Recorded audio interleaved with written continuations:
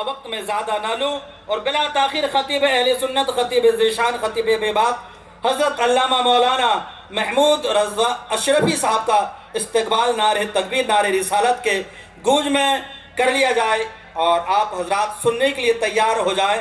انشاءاللہ تبارک و تعالی آج اس اجتماع کے ذریعے سے آپ اپنے خالی دامن میں بہت کچھ لے کر کے جانے والے ہیں۔ خطیب اہل سنت حافظ قاری محمود رضوی صاحب کا استقبال کر لیں۔ نعرہ تکبیر، اللہ اکبر، نعرہ تکبیر، نعرہ رسالت، نعرہ رسالت، نعرہ رسالت، علماء اہل سنت زندہ باد۔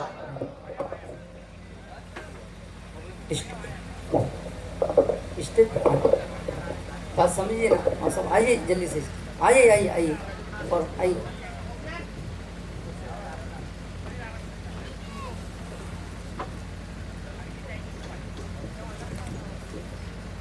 مدرسے کے صدر صاحب ہیں، نیچے بیٹھے ہیں، آئیے اوپر۔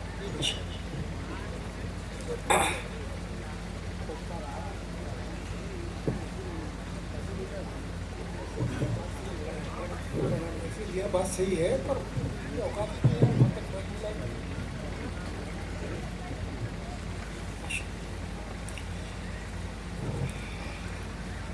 ممبر نور پر جلوہ بار علماء اہل سنت، جملہ سامعین، السلام علیکم ورحمۃ اللہ وبرکاتہ۔ الحمدللہ الحمدللہ رب العالمین، والعاقبۃ للمتقین، والصلاة والسلام علی سید الانبیاء والمرسلین،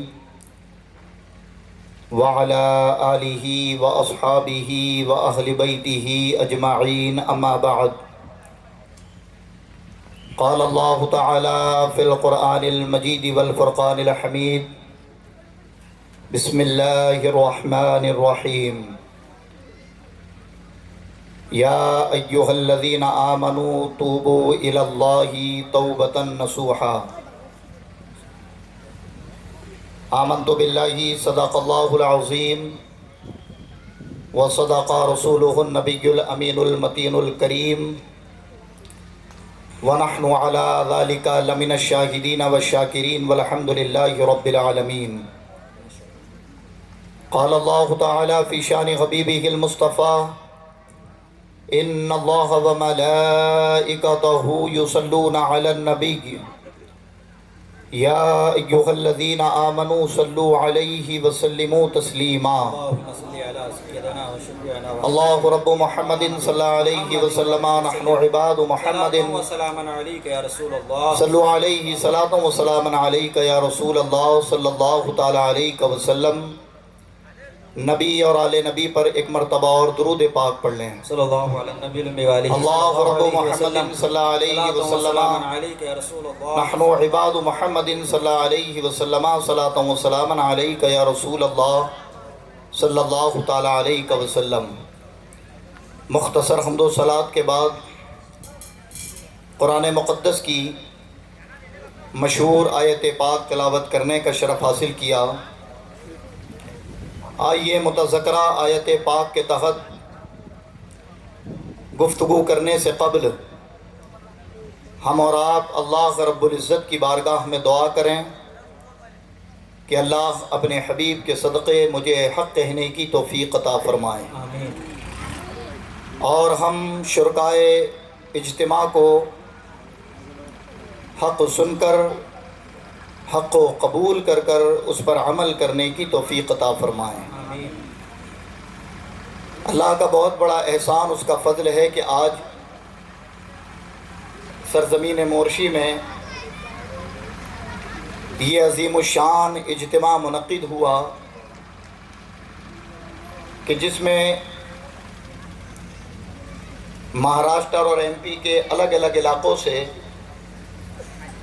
رب نے جس کو چنا وہ آج اس بابرکت اجتماع میں شریک ہے، مبارکباد کے مستحق ہیں۔ تمام نوجوانان اہل سنت مورشی کہ جنہوں نے انتھک محنتوں کے ساتھ آج اس اجتماع کو منعقد کر کر اپنے جذبہ ایمان کی پختگی کا ثبوت دیا، اور میرے برادر اکبر حضرت علامہ مولانا عاشق رضا اشعری صاحب جو محتاج تعارف نہیں ہیں، کہ جن کی محنتیں اس سرزمین پر اتنی ہیں کہ ہر بچہ ہر بوڑھا ان کی محنتوں کو سراہتا بھی ہے، اور یہ جو کہیں الحمدللہ، تو ان کی باتوں پر لبیک کہہ کر ان کے کاندھوں سے کاندھے ملا کر وہ دینی کاموں کو پائے تکمیل تک پہنچانے کی کوششیں بھی کرتے ہیں۔ بے شک۔ اللہ تبارک و تعالیٰ ان کی عمر دراز فرمائے، آمین آمین۔ اور پھر سب سے بڑا کام جو آج اس سرزمین پر ہونے جا رہا ہے وہ یہ ہے کہ ایک جامعے کی بنیاد رکھی جا رہی ہے، اور انشاءاللہ تعالی وہ ایک ایسا کارخانہ ثابت ہوگا کہ مورشی ہی نہیں بلکہ پورا ہندوستان اس سے فیضیاب ہوگا۔ اللہ تبارک و تعالی ان علماء کی حاضری، ان کی شرکت کو اور مورشی کے نوجوانان اہل سنت اور بالخصوص مولانا عاشق صاحب کی محنتوں کو اپنی بارگاہ میں قبول فرمائے۔ آمین آمین۔ یہ ان کی ذرہ نوازی ہے کہ انہوں نے ہم جیسوں کو پوچھ لیا اور اس عظیم اجتماع میں خطاب کا موقع دیا۔ میں اسے اپنے حصے کی سعادت سمجھتا ہوں کہ اللہ تبارک و تعالیٰ نے اس کار خیر کا مجھے بھی ایک حصہ بنا دیا۔ حضرات، میں اپنے عنوان کے تحت ہی اپنے وقت کے دائرے کے اندر آپ سے چند باتیں کرنے کی کوشش کروں گا، لیکن میری گزارش ہے کہ جو لوگ ابھی بھی ادھر ادھر ٹہل رہے ہیں تو وہ برائے کرم جلد از جلد پنڈال کے اندر تشریف لے آئیں، اور جو موجود ہیں جو بے ترتیب بیٹھے ہوئے ہیں، اگر آپ کے اندر عقل ہے تو ترتیب کسے کہتے ہیں یہ آپ کو سمجھانے کی ضرورت نہیں ہے۔ آپ اگر ترتیب سے بیٹھ جائیں تو بڑی مہربانی ہوگی، تاکہ ایک بہترین نظام کے ہم ماننے والے ہیں، اور لوگ جب ہمارے اٹھنے بیٹھنے کے طریقوں کو دیکھیں تو وہ یہ کہنے پر آمادہ ہوں کہ یہ حقیقت معنوں میں اپنے نظام پر عمل کرنے والی قوم ہے، اور جو لوگ وتھ پلان ہوتے ہیں وہ بے ترتیب نہیں ہوتے۔ تو اگر جس کے سمجھ آ گئی ہو وہ ترتیب میں بیٹھ جائیں، اور جس کے نہیں سمجھ آئی ہو تو پھر انشاءاللہ کبھی نہ کبھی تو آئی جائے گی۔ میں نے آیت مبارکہ تلاوت کی، اللہ ایمان والوں سے مخاطب ہے، فرمایا اے ایمان والو اللہ کی بارگاہ میں توبہ کرو، اور فرمایا توبۃ نصوحا، کہ ایسی توبہ کرو جو آنے والوں کے لیے اور خود تمہاری ذات کے لیے نصیحت بنے۔ یہ بات حقیقت ہے کہ توبہ یہ لفظ آج ہمارے ذہن و گمان میں بڑی ہلکی حیثیت رکھتا ہے۔ بندہ گناہ کرتا ہے اور گناہ کرنے کے بعد وہ بے دلی کے ساتھ اپنی زبان پر لفظ توبہ لا تو لیتا ہے، لیکن وہ توبہ حقیقت معنوں میں توبہ نہیں ہوتی،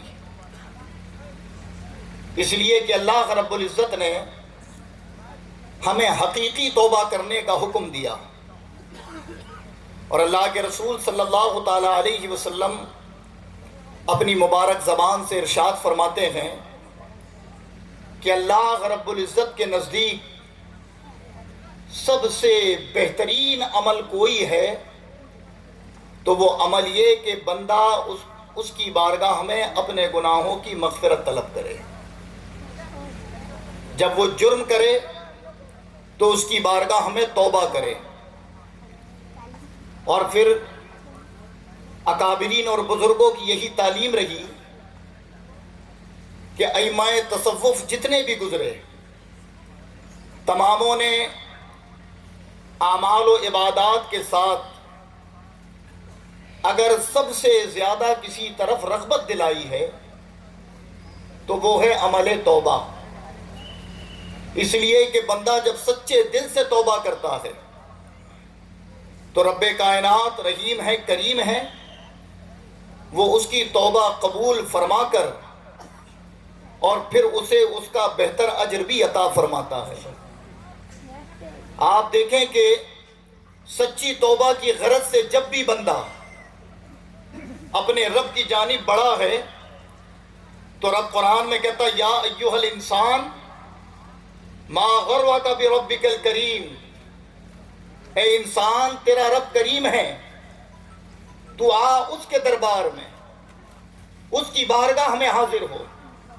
اور جب بھی بندے نے سچے دل سے توبہ کرنے کا عزم اٹھایا رب کائنات نے اس کی دنیا بھی سنوار دی، اس کی آخرت بھی سنوار دی. ایک بڑی مشہور حدیث پاک جو عام طور پر آپ سنتے ہیں، لیکن اس میں ہمارے لیے ایک نصیحت ہے کہ آپ کی عمر کا ایک دائرہ ہے، لیکن آپ کو یہ خبر نہیں کہ کس دن آپ کی سانسوں کی لڑیاں ٹوٹ جائیں گی. آپ کو اس کی خبر نہیں کہ کون سا لمحہ آپ کے لیے لمحہ آخر ہے. آپ جی رہے ہیں اس کی قدرت سے، لیکن اس کے اختتام کا پتہ نہ ہمیں ہے نہ آپ کو. اور اس دائرے کے اندر اگر بندہ اپنے رب کی بارگاہ ہمیں رجوع کر لے، اپنے گناہوں کی معافی رب کی بارگاہ ہمیں مانگ لے، توبہ کر لے، تو وہ بہت بڑا پاپی بھی ہو تو رب اتنا کریم ہے کہ معاف فرماتا ہے. کیا یہ حدیث آپ نے نہیں سنی کہ میرے آقا بیان فرما رہے ہیں کہ پچھلی امتوں میں ایک ایسا آدمی کہ جس نے تقریباً 99 لوگوں کو قتل کیا تھا، بے قصور انہیں مارا، لیکن جب اس کے گناہ حد سے زیادہ ہو گئے اور اسے خود اپنے آپ پر ندامت ہوئی تو وہ چلا اللہ کی بارگاہ کی طرف اور صالح لوگوں سے جا کر ملا اور مل کر کہتا ہے کہ اب کوئی صورت ہے کہ رب کریم مجھے معاف کر دے. ایک شخص سے ملا جو بظاہر لوگوں کے عمل کو دیکھ کر اس پر اپنی نگاہ اور اپنی فطرت کے اعتبار سے کلام کرتا تھا. اس نے کہہ دیا تو پاپی ہے، تجھے معاف نہیں کیا جائے گا.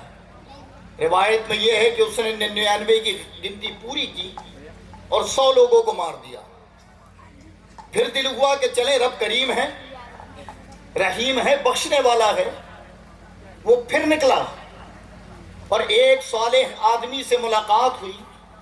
کہا کیا اب بھی کوئی صورت ہے کہ رب کریم میرے جرموں کو، میری خطاؤں کو، میرے گناہوں کو معاف کر دے؟ تو وہ صالح تھا، وہ جانتا تھا کہ میرا رب کریم ہے، اس کی بارگاہ سے جو طلب کیا جائے وہ عطا کرتا ہے.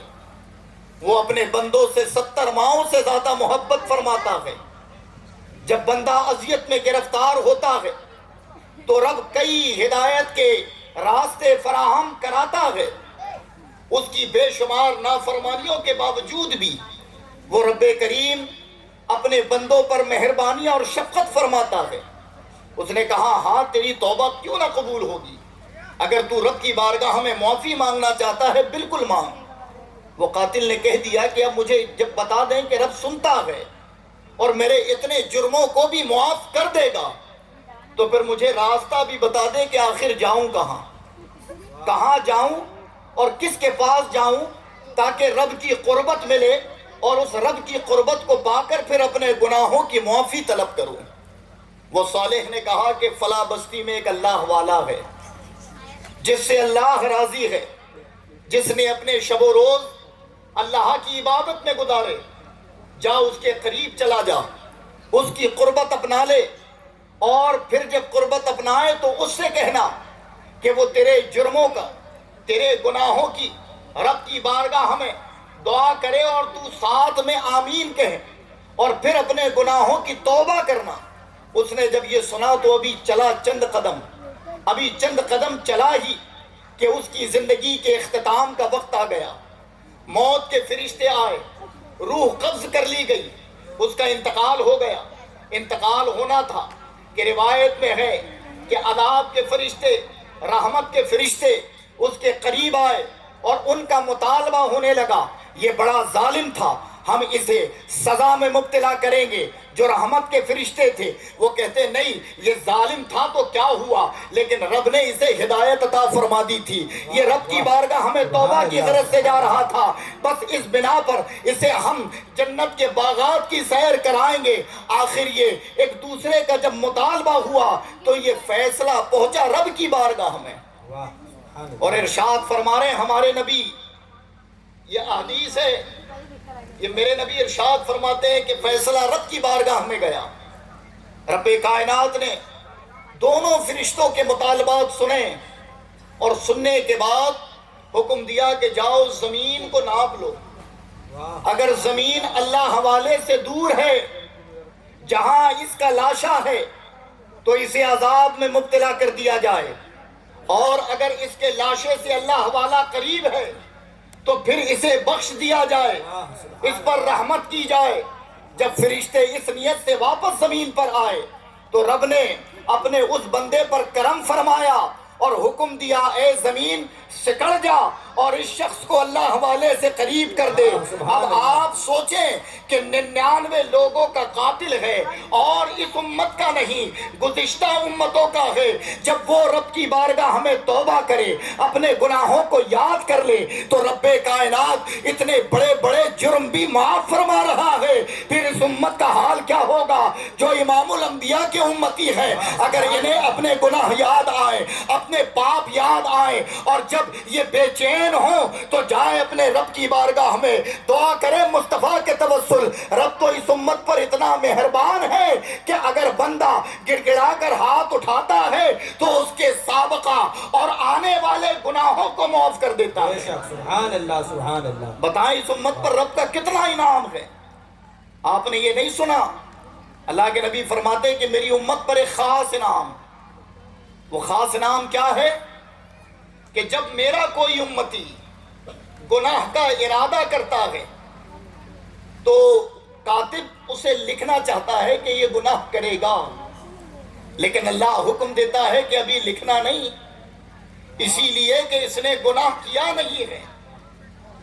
اور اگر وہی بندہ نیکی کا ارادہ کر لے تو ابھی نیکی کی نہیں ہے، کاتب کو حکم ہوتا ہے کہ لکھ دے، اسی لیے کہ یہ نیکی کرے گا۔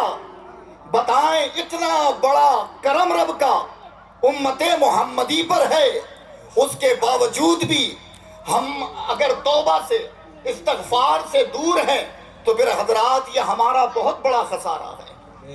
اس لیے اللہ کی بارگاہ میں توبہ کرنا، اللہ کی بارگاہ میں استغفار کرنا، اپنے گناہوں پر نادم ہونا، اگر یہ طرز عمل ہمارا ہو جائے تو آج بھی اقتدار کے منصب ہمارا انتظار کر رہے ہیں۔ آپ تاریخ اٹھا کر دیکھیں، تاریخ پڑھیں کہ جب بھی امت محمدیہ اپنی اصل کی طرف لوٹی ہے اور اپنے رب کی سچی عبادت کر کر اس کی فرما برداری میں لگی ہے تو تاریخ میں کئی بھیانک دور گزرے ہیں۔ کبھی تاتاریوں کا دور آپ اٹھا کر پڑھیں کہ چنگیز خان، ہلاکو خان، ایسے بھیانک ظالم جو لیڈر اور قائد گزرے کہ مذہب اسلام کے ماننے والوں کے سر کاٹ کر یہ مینارے اور گنبدیں تعمیر کرتے اور کہتے تھے کہ لو اب ہم نے اسلام کو ختم کر دیا، محمد کے ماننے والوں کو صفِ ہستی سے ہٹا دیا، لیکن ایک اللہ کا بندہ اٹھا جس کے اندر کثرت استغفار اور مصطفیٰ کی سنتوں کا وہ عامل تھا۔ پھر حال یہ ہوا کہ وہ ایک سے چند بنے اور پھر اسلام کی وہ کٹی ہوئی شاخیں پروان چڑھی ہیں اور ان کی محنتوں کا اور ان کے جذبہ استقامت کا یہ صلہ ہمیں اور آپ کو ملا ہے کہ آج یہ لہلہاتا ہوا چمن جو مسلمانوں کا پوری دنیا میں ہے، یہ ان لوگوں کی مہربانی جو اللہ سے حقیقت معنوں میں ڈرتے تھے، جنہوں نے اپنی زندگی استغفار میں گزاری، جبکہ وہ ہمہ وقت نیکیوں میں ملوث ہوتے تھے، ہمہ وقت نیکی کرتے تھے۔ آپ نے سرکار غوث اعظم رضی اللہ تعالیٰ عنہ، یہ کون ہیں؟ سردار الاولیاء۔ کیا آپ نے یہ روایت نہیں سنی کہ مطاف میں خود شیخ شادی شیرازی رحمت اللہ تعالیٰ علیہ فرماتے ہیں کہ ایک شخص کو دیکھا گیا کہ جو اپنی پیشانی کو پتھریلی زمین پر رکھ کر اور اس گریہ و آزاری کے ساتھ رب کو پکارتا ہے کہ جب اس کا تڑپنا کوئی دیکھتا تو سننے والوں کے دل ہل جایا کرتے تھے، وہ تڑپ جاتے تھے اور اپنی دعائیں چھوڑ کر اس کے لیے دعا کرتے کہ رب کریم یہ تیرا عاجز بندہ، یہ تیری بارگاہ ہمیں اتنا تڑپتا ہے، ہم دعا کرتے ہیں اسے بخش دے۔ لیکن جب وہ گڑ گڑا کر دعا کرنے والے نے چہرہ اٹھایا تو لوگوں کی چیخیں نکل پڑی کہ وہ عاجزی کے ساتھ رب کی بارگاہ ہمیں رونے والا کوئی اور نہیں بلکہ وقت کا غوث شیخ عبد القادر جیلانی رضی اللہ تعالیٰ عنہ ہیں۔ آپ اکابروں کی تاریخ اٹھا کر دیکھیں کہ یہ رات میں رو رو کر خدا کی بارگاہ میں استغفار کرتے، توبہ کرتے، تو رب کریم نے ان کے مقام کو کتنا رفع و اعلیٰ کیا۔ اور یاد رکھیں کہ اگر وقت رہتے بندہ اپنے گناہوں سے رجوع کر لے، خدا کی بارگاہ ہمیں توبہ کر لے، تو اس کی آنے والی نسلوں پر اس کی توبہ کا اثر ہوتا ہے، اس کی آنے والی نسلوں کو رب بہتر بناتا ہے۔ اور بالخصوص جو توبہ کا وقت ہے وہ جوانی ہے۔ یہ جوانی اتنی قیمتی نعمت کہ اگر اس نعمت کو حقیقت معنوں میں آپ سمجھ جاؤ تو پھر آپ اس کی قدر کرنے لگو گے۔ یہ بالخصوص ہمارے جوان، کبھی کسی بوڑھے سے پوچھو جا کر کہ جوانی کہتے کس کو ہیں تو وہ تمہیں بتائے گا۔ آپ نے اکثر دیکھا ہوگا نا کہ بوڑھے کہتے ہیں کہ یار میں جب جوان تھا تو اتنے کلومیٹر پیدل چلتا تھا، جب میں جوان تھا تو اتنا وزن اٹھا لیتا تھا، جب میں جوان تھا تو اتنی دیر اپنے کاروبار میں رہتا تھا۔ اور پھر اپنے جوانوں کو وہ تلقین کرتے ہیں کہ آج تمہارا حال، جبکہ وہ ڈینگے نہیں ہانکتے، وہ بتاتے ہیں، افسوس کرتے ہیں کہ میرے پاس بھی یہ نعمت تھی جو جا چکی ہے، ابھی تیرے پاس ہے، سنبھل جا۔ اور حضرات حقیقت معنوں میں جس نے اپنی جوانی کی حفاظت کی اور جوانی میں اپنے رب کو راضی کیا ہے تو تاریخ اٹھا کر دیکھیں کہ رب نے ان سے وہ بڑے کام لیا کہ کسی کو سلطان صلاح الدین ایوبی کے نام سے جانتے ہیں، کسی کو محمد بن قاسم کے نام سے جانتے ہیں۔ یہ جوان تھے، انہوں نے اپنی جوانی فسق و فجور میں نہیں گزاری، انہوں نے اپنی جوانی نکڑوں پر نہیں گزاری، انہوں نے اپنی جوانی رات میں عیاشیوں میں خراب نہیں کی، بلکہ یہ جوانی میں مسجدوں کی صفوں کو پر کرتے تھے، سنتوں کے پابند تھے، والدین کا ادب کرنے والے، قرآن کی تلاوت کرنے والے اور مصطفیٰ کے پیغامات کو لوگوں تک پہنچانے والے، امر بالمعروف و نہی عن المنکر پر عمل کر زندگی گزارنے والے۔ جب ایسی جوانی انہوں نے گزاری ہے تو یہ جوان اس دنیا سے چلے تو گئے، لیکن آج سینکڑوں سال گزرنے کے باوجود بھی جب بھی کوئی خطیب، کوئی مبلغ، کوئی فقیہ ان کا نام لیتا ہے تو فخر کرتا نظر آتا ہے۔ آخر وجہ کیا ہے؟ وجہ یہ ہے کہ انہوں نے اپنی جوانی کو سنبھالا۔ آج بھی وہ آلہ ہمارے سامنے موجود ہے۔ یہ اجتماع اتنا بڑا کرنے کا مقصد یہ نہیں ہے کہ آپ کے سامنے جوہر دکھائے جائیں، آپ کی داد و تحسین لی جائے۔ بلا شبہ کرنے والوں کا مقصد یہ ہے کہ بگڑتے ہوئے حالات ہماری قوم کے سدھر جائیں، لوگ اللہ اس کے رسول کی سچائی سے اتباع کرنے لگیں۔ حضرات حقیقت میں آپ دیکھیں کہ جوانی اگر تباہی کی طرف نکل جائے تو پھر پوری قوم کو شرمندگی اٹھانی پڑتی ہے، اور اگر جوانی راہ خدا میں صرف ہو جائے تو ڈوبتی ہوئی قوم کی نैاں پار لگتی نظر آتی ہے۔ تاریخ میں کئی ایک اور آپ شاہد ہیں، تاریخ میں موجود ہے کہ جس قوم کے جس دور کے نوجوان اپنے آپ کو سنبھال لیے، اپنی ذات کو پہچان لی اور اپنے رب کو راضی کرنے پر لگ گئے، اس قوم کا پھر کبھی زوال نہیں آیا، وہ قوم کبھی شکست نہیں ہوئی۔ آج ہمارے زوال کا مقصد کیا ہے، وجہ کیا ہے؟ آپ اگر تلاش کریں تو حضرات ظاہر ہے کہ ہمارا اور آپ کا اس قوم سے تعلق ہے کہ ہمیں زیر تو کوئی نہیں کر سکتا، ہمارے مقابل تو کوئی نہیں آ سکتا، لیکن ہاں جب بھی وجہ بنی ہم خسارے کی تو خود وجہ بنے ہیں، اور آج بھی ہم اپنے خسارے کی وجہ خود ہیں۔ آپ کو معلوم ہے کہ ہمارے مائنڈ کو، ہمارے گھریلو ماحول کو، ہمارے مذہبی ماحول کو ایک قوم نے اپنے انڈر میں لے رکھا ہے، وہ جس طرح چاہتی ہے ہمیں نچاتی ہے، اور ہم اس کے ایجنڈوں کو نہیں سمجھ پائے، اور پھر ان ایجنڈوں میں ایسے ملوث ہوئے ہیں کہ ہم ان چیزوں کو بہتر سمجھ بیٹھے جو ہمارے لیے، ہماری نسلوں کے لیے اور بالخصوص ہمارے دین کے لیے خرابی کا سبب۔ اور وہ کون سی قوم؟ یہ قوم یہودی ہے، یہ قوم نصرانی ہے، کہ یہ تمہاری ہماری آج سے دشمن نہیں، بلکہ امام الانبیاء تشریف نہیں لائے تھے تب سے انہوں نے اسلام کو ٹارگیٹ بنایا، میرے نبی تشریف لائے تب اسلام کو ٹارگیٹ بنایا، خیبر میں انہوں نے شکست کھائی، لیکن شکست کھانے کے بعد آج ان کے لیڈر یہ کہتے ہیں کہ ہماری شکست صرف ایک مرتبہ تھی جو خیبر میں ہوئی، اب صبح قیامت تک یہ ہمیں ہرا نہیں پائیں گے۔ آخر یہ جرت ان کے اندر آئی کیسے؟ اس لیے کہ انہوں نے وتھ پلان کام کیے اور ہم بغیر پلاننگ کے زندگی جی رہے ہیں، جبکہ سب سے زیادہ وتھ پلان قوم اگر دنیا میں کوئی ہے تو وہ قوم مسلم ہے۔ بتائیں کس چیز کا پلان ہمارے سامنے نہیں؟ کس چیز، کون سی ایسی چیز ہے جو ہمیں بے ترتیب دے دی گئی؟ ہماری ہر ایک چیز میں ترتیب موجود، لیکن اس کے باوجود ہم اس ترتیب کو حقیر جان کر اپنی بنائی ہوئی ترتیبات اور اپنی عقلوں سے اپنی زندگی کا تعین کر رہے ہیں، اس کے مطابق زندگی جی رہے ہیں، جبکہ اللہ کے رسول نے فرمایا مومن کے لیے قید خانہ یہ دنیا ہے، اور قربان جاؤ قید بھی کتنی پیاری کہ صرف راضی کرنا ہے رب کو رسول کو، تو یہ قید بھی ہمارے لیے ذریعہ نجات۔ لیکن اتنی تمام فضیلتیں سننے کے باوجود ہمارا حال یہ ہے کہ ہم اپنی روش سے باز نہیں آ رہے۔ سنیں سب سے بڑا ہمارے لیے خطرہ کیا ہے؟ وہ قوم نے ہمارے تمام چیزوں کو اپنے انڈر میں لے لیا، اور ان کا سب سے بڑا پلان تو یہ تھا کہ سب سے پہلے ان کے ممبر و محراب سے اپنا رد ختم کرواؤ، یا ہمارا رد کرنا چھوڑ دیں۔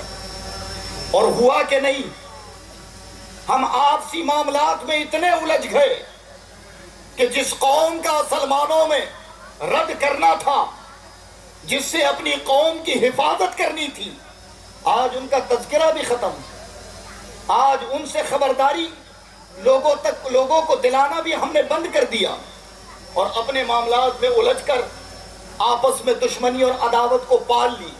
اور اس کا خامیازہ یہ ہے کہ جنہیں حقیقت معنوں میں دین کا داعی اور غازی بننا تھا، آج وہ ان فروعی معاملات میں الجھ کر ایک دوسرے کی گریبان پکڑنے پر آمادہ، ایک دوسرے کو گالیاں گلوچ کرنے پر آمادہ۔ لیکن حضرات یہ ان کی سازش تھی کہ ان کے ممبر و محراب سے اپنے رد ختم کرواؤ، انہوں نے کروا دیا۔ اس کے بعد اسلام کی ہر ایک چیز کو انہوں نے چنا اور چن کر حملہ کیا۔ اب سنیں وہ کیا ہیں۔ سب سے پہلا انہوں نے دیکھا کہ ان کا اتحاد، ان کا اتفاق اگر ہم باہری ختم کر دیں، لیکن ان کے مذہب کا پلان ایسا ہے کہ ان کی عبادات ہی انہیں اتحاد کی طرف بلاتی ہیں۔ سمجھ آ رہی ہے بات؟ یہ باہری طور پر تو ختم کر سکتے تھے، لیکن انہوں نے دیکھا کہ ان کے طریقہ عبادت ہی اتحاد کا ذریعہ ہے۔ اور وہ کیا تھی؟ مساجدیں، کہ جن میں ہم اور آپ نماز پڑھتے ہیں۔ باہری اختلاف تھا، لیکن جب مسجدوں میں آئے تو دیکھا کہ صف بندی کر کر کھڑے ہیں، ایک دوسرے کے ساتھ نمازیں پڑھ رہے ہیں، اخلاق و محبت، میل ملاقات ہے۔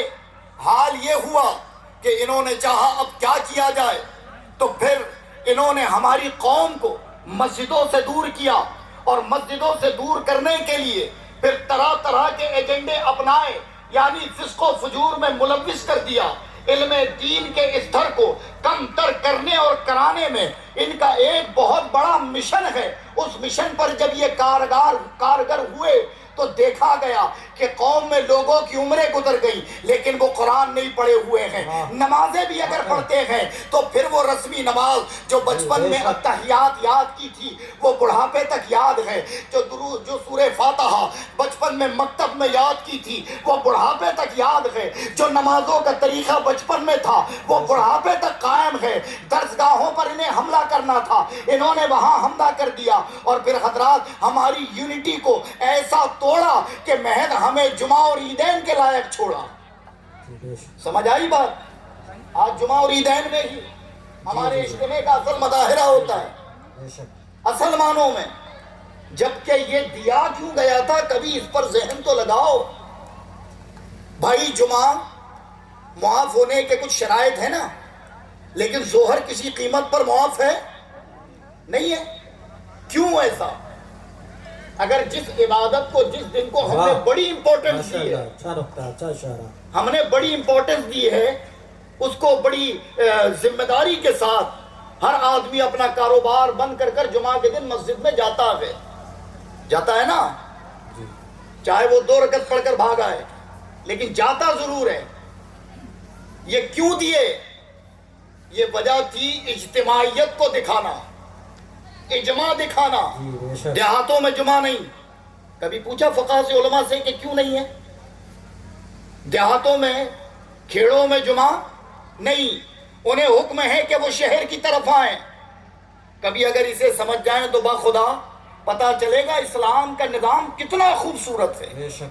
سنیں، محلوں میں مسجدیں، الگ الگ علاقوں میں یہ فضیلت سنی ہوگی کہ بہتر یہ ہے کہ جامع مسجد میں جا کر جمعہ پڑھیں۔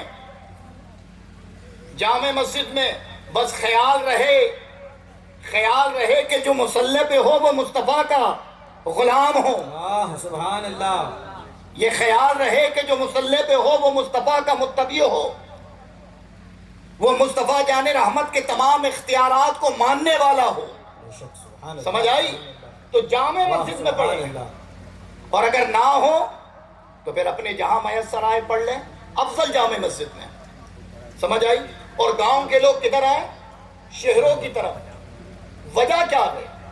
اب سنیں، وجہ یہ کہ یہ اجتماعیت کہ ابھی تک محلوں میں، گھروں میں، اپنے دیہات اور گاؤں میں نماز پڑھتے ہو، اب آ جاؤ ہفتے میں ایک شہر میں جمع ہو جاؤ تاکہ شہر والے تمہیں جان لیں، تم شہر والوں کو جان لو۔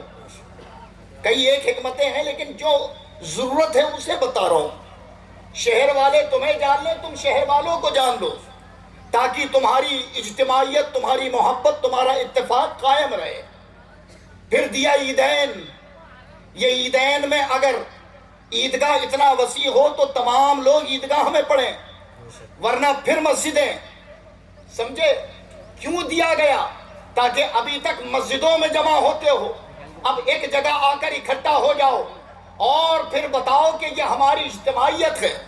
اور پھر آپ دیکھو کہ یہ ایسا پلان تھا کہ جب اس پر ہمارا عمل جمعہ یا عیدین میں ہوتا ہے اور جب ہم فارغ ہو کر نکلتے ہیں تو بتاؤ ہر گلی، ہر بازار، ہر سڑکوں پر تم نظر آتے ہو یا نہیں؟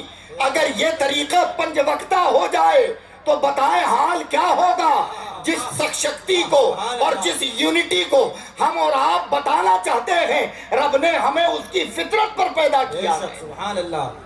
لیکن شرط یہ ہے کہ ہمیں سمجھنا، یہودیت نے دیکھا کہ اس پر وار کرو، اس پر وار کرو، یہ تباہ ہو جائیں گے، یہ رک جائیں گے، اور انہوں نے وار کیا اور ہمارے اندر انتشار پیدا کیا، ہمیں مسجدوں سے دور کر دیا، عبادت خانوں سے دور کر دیا۔ اس کے بعد اسلام میں ادب سکھایا گیا، فسق و فجور سے بچنے کی تاکید کی گئی، یہودیت نے دیکھا کہ اگر ان کو شراب نوشی، بدکاری، بدنگاہی میں ملوث کر دیا جائے تو پھر یہ خود تباہ ہو جائیں گے. اور سلطان صلاح الدین ایوبی نے بھی کہا کہ اگر کسی قوم سے لڑنا ہو تو اس سے لڑو، یہی ضروری نہیں ہے، بس اس کے لوگوں کو فسق و فجور میں مبتلا کر دو، وہ کتنی بھی بڑی تعداد میں ہو دن بدن شکست کھاتی جائے گی، ہارتی جائے گی. اور پھر اس پلاننگ کے ساتھ یہودیت نے کام کیا. شراب جسے اسلام نے حرام کہا، وتھ پلاننگ لائسنس دے دے کر پوری دنیا میں جن ممالکوں میں ان کی حکومت نہ بھی تھی وہاں کے حکمرانوں کو اپنے تابع لے کر انہوں نے شراب بیچنے کی اجازتیں دی. آج دیکھو کہ سڑکوں پر شرابیں بکتی ہیں.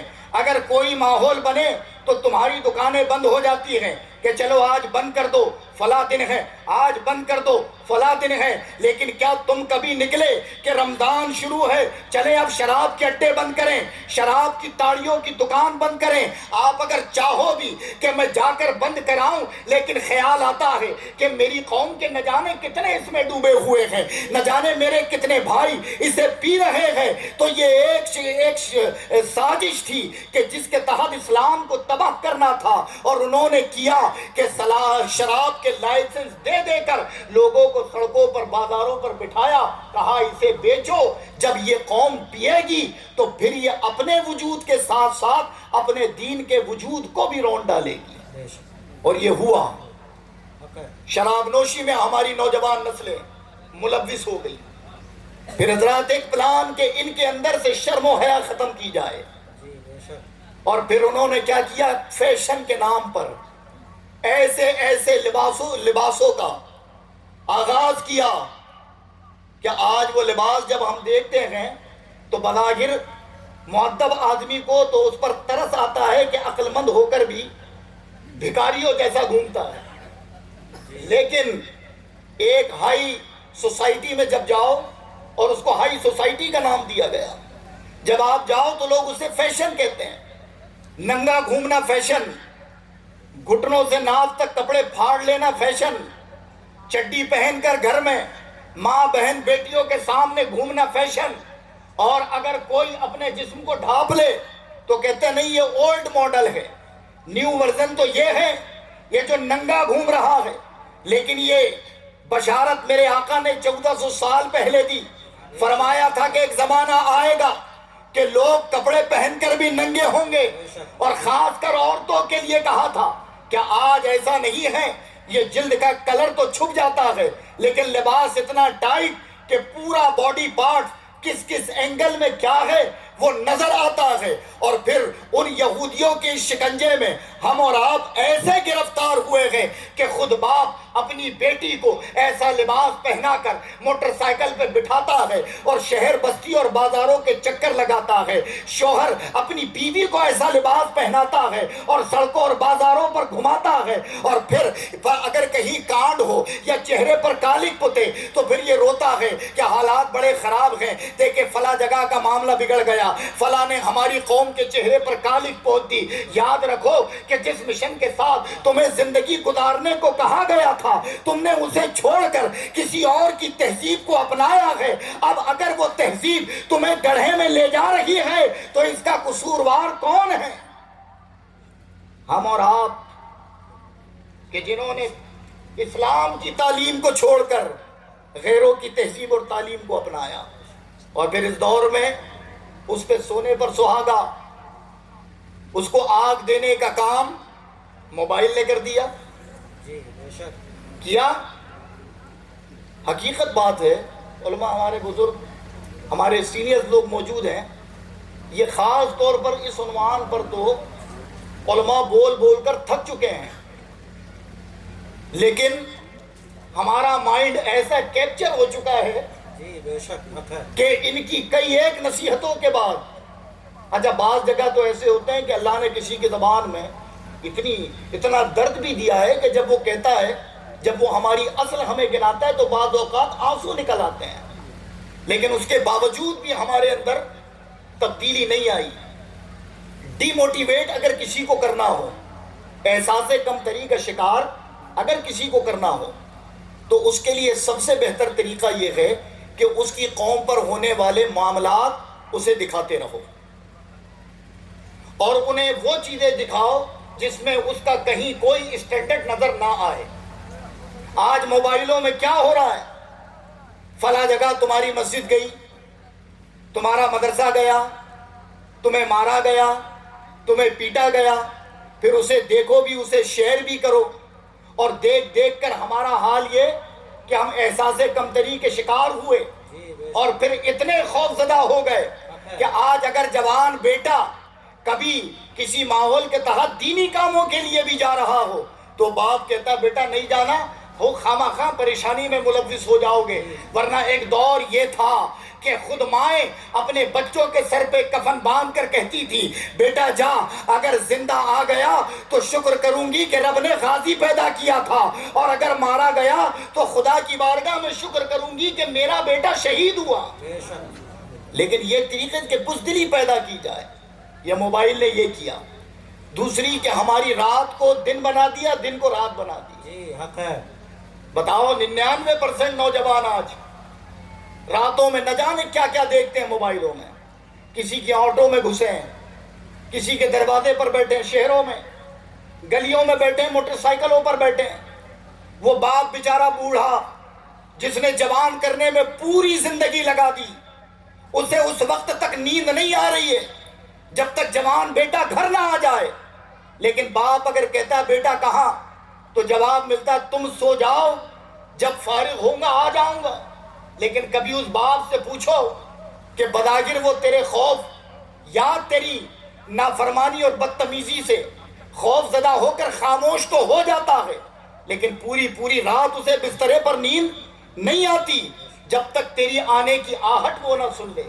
اس کے باوجود ہمارے نوجوان سڑکوں پر، نکڑوں پر، بازاروں پر، کسی کی آٹو میں، کسی کی گاڑی پہ، کسی کے گھر کے چھت پر بیٹھ کر کیا کر رہے ہیں؟ اچھا بیٹھ کر آپس میں باتیں کریں تو بھی ٹھیک، 10 بیٹھے، 10 کے ہاتھ میں موبائل، اور وہ 10 نہ جانے کن کن خرافاتوں میں لگے۔ کوئی کسی کے گھر ڈاکہ ڈال رہا ہے، کوئی کسی کی عزت کو تار تار کرنے پر لگا ہوا ہے، کوئی اپنی نگاہوں سے بدکاری دیکھ رہا ہے، اور اس کے باوجود بھی ہم چاہیں کہ ہمیں اقتدار مل جائے تو ہرگز نہیں ہو سکتا۔ اور یہ پلان تھا، اور اس پلان میں ہماری قوم گرفت ہوئی، اور آج بچے سے لے کر نوجوان تک اس کا ایسا عادی بن چکا ہے کہ موبائلوں کے ذریعے جہاں اسے قوم کا بھلا چاہنا تھا، یہ خود کو اور اپنی نسلوں کو تباہی کی طرف لے جا رہا ہے۔ بھائی وہ تو ایک ذریعہ نا، اس کے دونوں پہلو ہیں، لیکن ہم نے غلط طرف زیادہ استعمال کر لیا۔ تو یہ وقت ہے کہ آج یہ اجتماع منعقد اسی لیے کیا گیا کہ اللہ تبارک و تعالیٰ نے ہمیں اور آپ کو اگر اس کا حصہ بنایا، یہاں آنے کی توفیق دی ہے، تو سچے دل سے توبہ کریں، اور توبۃ نصوحہ کریں، ایسی توبہ کریں کہ جو ہمارے باپ، ہمارے آنے والے لوگوں کے لیے نصیحت بنے، ہمیں دیکھنے والوں کے لیے نصیحت بنے کہ یہ کیا تھا اور کیا ہو گیا۔ حضرات آج وقت ہے، یہ کب ہماری سانسیں ہمارے ساتھ بے وفائی کر جائیں، کب ہم اپنی قبر کی آغوش میں چلے جائیں، اس کا بھروسہ نہیں۔ جو وقت میسر آیا ہے، اگر ہم نے اس میں توبہ کر لی، اور بالخصوص میرے نوجوانوں نے اگر اس عمر میں توبہ کی اور دین کے لیے بس اپنی طاقت کا ذرہ برابر استعمال کیا، تو آپ دیکھو گے کہ آپ کی قوم کا اقبال کتنا بلند ہوتا ہے، آپ کتنی بڑی بڑی بلندیوں کو چھوتے ہو۔ بس شرط یہ ہے کہ آپ اپنی حقیقت کو پہچان جاؤ، اپنے گناہوں سے توبہ کرو، اپنے گناہوں سے رجوع کرو، اور مصطفیٰ جان رحمت کے سچے عاشق بنو۔ آج خوشی میں دیکھ رہا تھا، اتنے دنوں سے گروپ بنا ہے واٹس ایپ کا اس اجتماع کو لے کر، میں نے دیکھا کہ جتنے نوجوان یہ صبح سے شام تک اس محفل کے انعقاد میں اپنی راتوں کو انہوں نے صرف کیا، بھوکے رہے، اذیتیں اٹھائیں، اللہ ان کی محنتوں کو قبول کر لے۔ اور جو لوگ ان کے بلاوے پر آئے ہیں، بس عہد کریں کہ ہمیں اس اجتماع کے ذریعے اپنے اندر تبدیلی پیدا کرنی ہے، ہمیں علماء سے قریب ہونا ہے، اپنے بچوں کو دین سکھانا ہے، اپنی غلط روشوں سے ہمیں باز آنا ہے، اپنی قوم کہ بگڑتے ہوئے حالات پر توجہ دینا ہے. اگر یہ تمام سوچ پیدا بھی ہو جائے تو میں نے کہا نا کہ اس امت پر کرم یہ ہے کہ اگر اس امت کا کوئی فرد نیکی کی نیت بھی کرتا ہے تو رب کریم اس کے نام اعمال میں نیکی لکھوا دیتا ہے. بے شک. سبحان اللہ. سبحان بولو نیکی لکھوانا چاہتے ہو؟ جی. ارے ہاں یا نہیں؟ تمام لوگ آگے سے پیچھے تک ہاتھ اٹھا کر کہیں. ہاں جس کو نہیں لکھوانا، جس کے پاس بہت ہے وہ مت اٹھانا، اور جن کے پاس نہیں ہے وہ اٹھا لیں. یہ سب نیکیوں میں نام لکھوانا چاہتے ہو تو یہاں بیٹھ کر نیت کرو کہ اللہ، کہو، سب کہو آواز سے، بلند آواز سے، اے اللہ آج تک اور اب تک ہم سے جو گناہ صغائر و کبائر صادر ہوئے انہیں معاف فرما. تیرے محبوب کے صدقے آج تیرے محبوب کی مجلس میں ہم سچے دل سے توبہ کرتے ہیں. اللہ کرم فرمائے اگر ایک آدمی بھی مان گیا تو اجتماع کرنے والوں کی محنت رب کائنات کی بارگاہ میں قبول ہو جائے گی. اللہ تبارک و تعالی ہم سب کو کہنے سننے سے زیادہ عمل کی توفیق عطا فرمائے. استغفر اللہ ربی من کلی ذنب واتوب الیہ، لا الہ الا اللہ محمد رسول اللہ.